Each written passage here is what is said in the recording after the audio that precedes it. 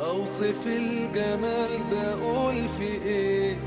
اللي جه وشاف ده كله قال بصوا شوفوا مصر عاملة ايه. ده اللي شايفه خيال واخد قلبي وعيني، الجمال ده يا عيني جنة ولا عالبال. اللي شايفه خيال واخد قلبي وعيني، الجمال ده يا عيني جنة ولا عالبال.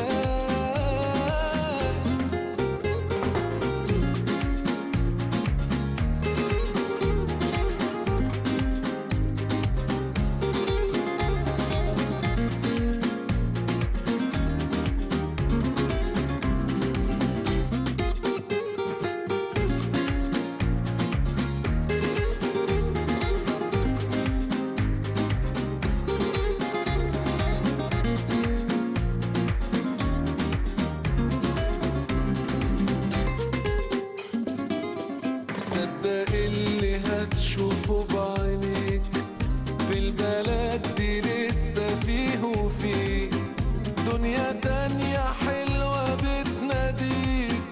بصوا شوفوا مصر عاملة ايه.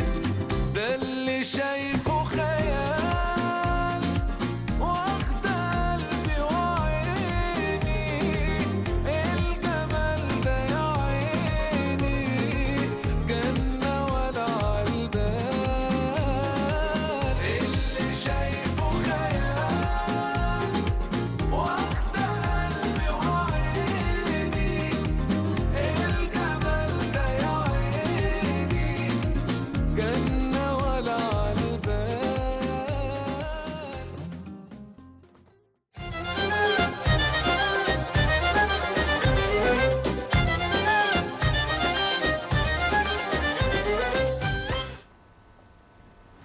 Welcome back, ladies and gentlemen. Well, President Abdel Fattah al-Sisi inspected on Friday morning the progress in the construction of the integrated vehicles city, and that will provide a full range of logistical services for hundreds of vehicle owners on a daily basis. Well, to shed more light on this project, we have the pleasure to have this phone with engineer Mohamed, Shetaa, international automotive expert. Good morning, sir. Good morning to you and to all the distinguished viewers of Nile TV.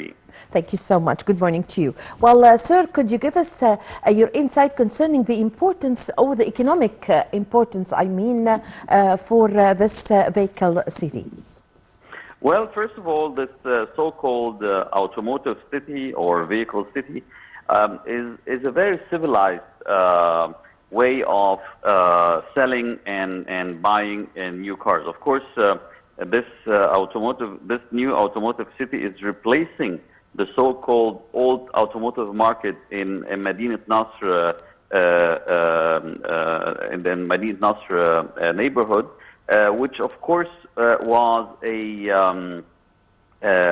very uncivilized location, and we saw, of course, also the inhabitants and the people who lived around that automotive market were suffering a lot from the stress and from the traffic jams and from the disturbance which was caused by this Yes. automotive market.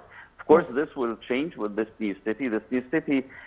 This new automotive city is going to have all the different facilities which will be needed and will be able to accommodate more than 4,000 cars in the first stage. I assume that it will grow bigger and bigger.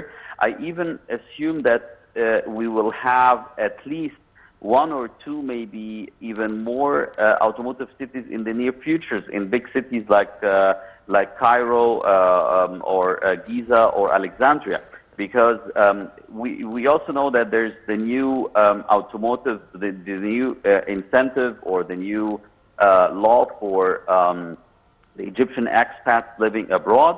which the government has recently approved, and which will start during the next couple of days, which will allow the Egyptian expats living abroad to import a new or used car up to 3 years to Egypt for the very first time, without this so-called first owner rule. And this new initiative, or this new law, could even bring to Egypt every year from 50,000 to 1 million cars, if it's going to be done in with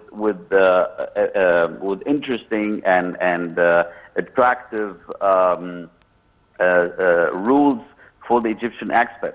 This means that we could see every year 1 million, up to 1 million new cars entering into Egypt. So this will definitely need new places like this automotive city, for example. Of course, this initiative is extremely important for the Egyptian economy as well. It is very important for the Egyptian government in terms of receiving new foreign currency from abroad, because this new law demands each expat to pay the customs in form of a bank transfer, which will be left for 5 years in the bank account of the Egyptian government in foreign currency, of course. So this is going to be very, very beneficial for the Egyptian economy. It is also going to be very beneficial, of course, for the Egyptian expats, who will be able to import their cars to Egypt without paying any taxes, because after 5 years you will receive this amount back in Egyptian pounds.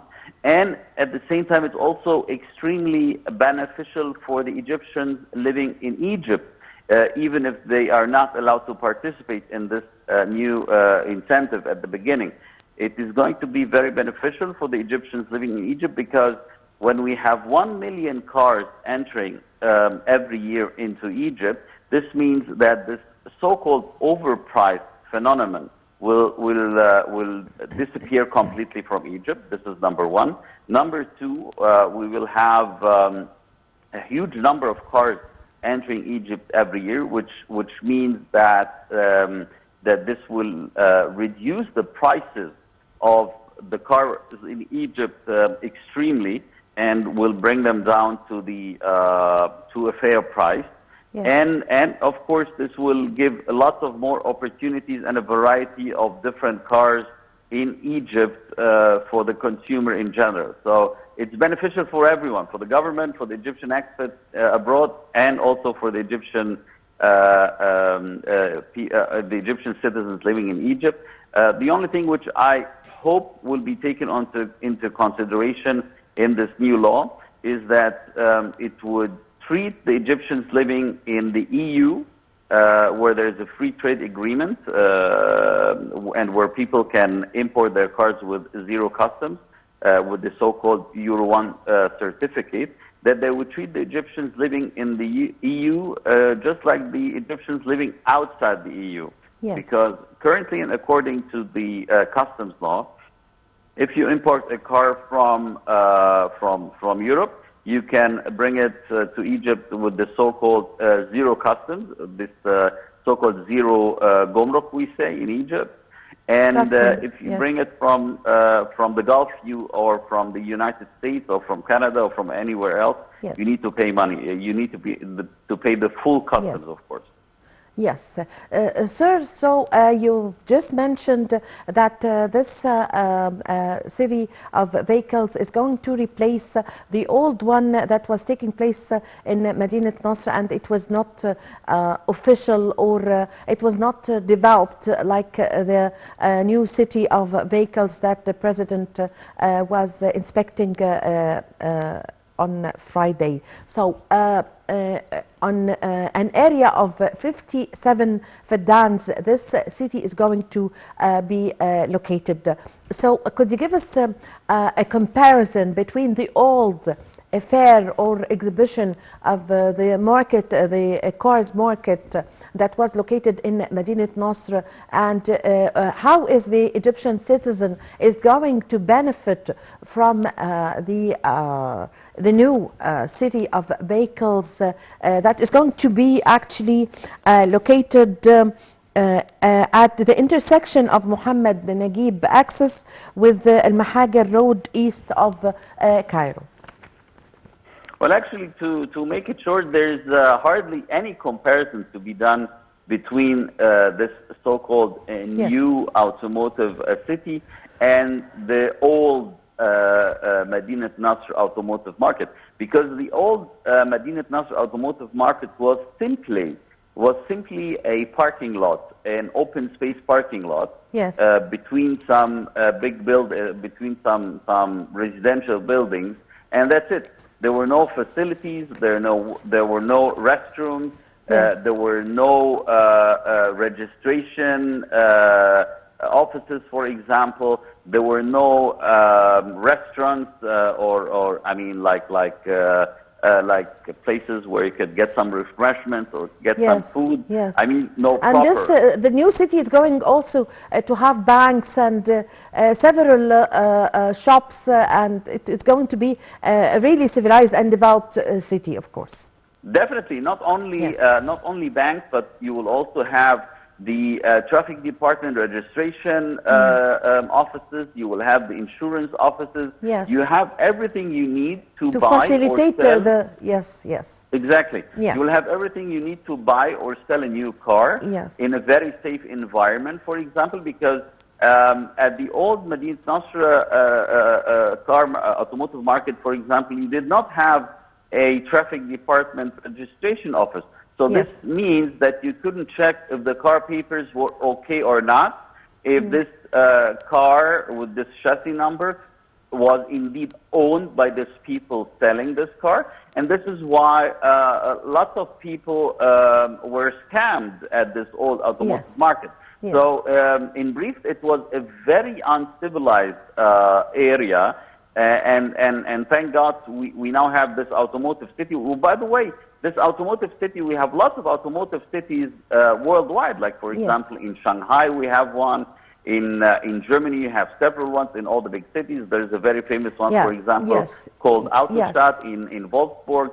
So actually, in all the big cities worldwide, you have areas which are called automotive city, or which are harboring all the big, I thank you very brands. much for your time, Engineer Mohamed Shetaa, International Automotive Expert. Thank you very much for joining us over the phone. With this, my dear viewers, we come to the end of this episode of our program, The Breakfast Show. I was in the company of my colleague Nermeen Abdurrahman. My name is Amal Mukhtar. Thank you for watching.